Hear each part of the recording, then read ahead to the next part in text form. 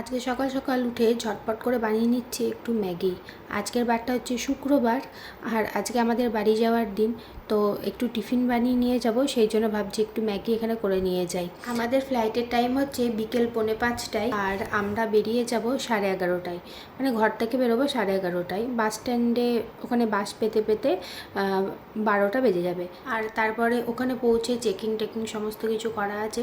তো এদিকে ব্যাঙ্গালোরে এত ট্রাফিক জ্যাম হয়, সেই জন্য একটু আগে আগেই বেরোবো। তো যদিও আমাদেরকে ফ্লাইটে খাবার দেবে, তাও আমরা এত তাড়াতাড়ি বেরোবো, ওখানে পৌঁছে পরে খিদে পেয়ে যাবে, সেই জন্য হচ্ছে ম্যাগিটা এখানে বানিয়ে নিচ্ছি। প্রথমে ম্যাগিটাকে সেদ্ধ করে নিলাম, একদম খুব বেশি সেদ্ধ করলে হবে না, মানে ঠিকঠাক সেদ্ধ করে ওটাকে নামিয়ে নিয়ে তারপরে কড়াই একটু তেল দিয়ে 2টো ডিম এখানে ফেটিয়ে নিয়েছি, আর সেটারই একটা ডিমের ভুজিয়া করে নিলাম। তারপরে কড়াইয়ে আবার একটু তেল দিয়ে এখানে ওই আদা রসুন একটু বাটা বেঁচে গেছিলো, সেটা দিয়ে দিলাম। তারপরে কালকে রাতে সমস্ত সবজি আমি কেটে রেখে দিয়েছিলাম, এখানে আলু, পেঁয়াজ, গাজর, তারপরে এই সমস্ত কিছু সবজিকে ভালো করে আদা রসুনটার সঙ্গে একটু ভেজে নেব। ঢাকা দিয়ে করব, তাহলে সেদ্ধ হবে আলুটাও আর গাজরটাও।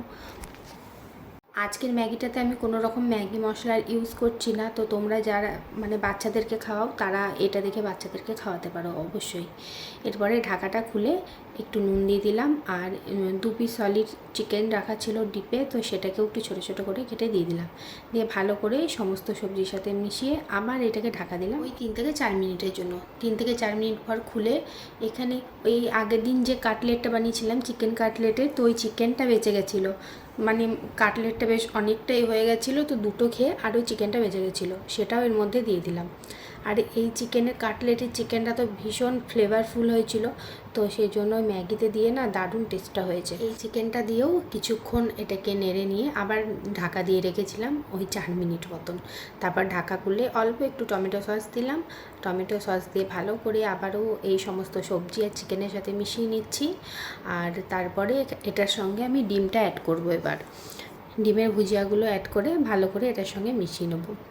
তো ওই চিকেন কিমা যেটা মানে আগের দিন কাটলেট করেছিলাম, ওটা তো মানে পুরোটাই অপশনাল, আমার কাছে বেঁচে গেছিলো, আর আজকে যেহেতু যাওয়া সেই জন্য বাধ্য হয়েই মিশিয়ে দিলাম। তো তোমরা চাইলে এরকমও করতে পারো, আবার চিকেন ছাড়াও করতে পারো, শুধু ডিম দিয়েও করতে পারো। ম্যাগি মশলার না কোনো প্রয়োজনই নেই। এরপরে সবজিগুলোতে অল্প অল্প করে ম্যাগি দিচ্ছি, আর ভালো করে একটু করে মিশিয়ে নিচ্ছি। একবারে দিচ্ছি না, তাহলে মেশাতে একটুখানি প্রবলেম হয়, ওই জন্য অল্প অল্প করে দিচ্ছি আর মেশাচ্ছি। আজকে বাইরে আমাদের ওয়েদারটাও খুব খারাপ, আজ না আর কাল থেকে ওয়েদারটা খারাপ হয়েছে, হঠাৎ হঠাৎ করে বৃষ্টি নেমে যাচ্ছে। তো তাই ভাবলাম যে তাড়াতাড়ি করে সমস্ত কিছু রেডি করে যে টাইমটায় বৃষ্টি পড়বে না ঝটপট করে বেরিয়ে চলে যাব বাস স্ট্যান্ডে।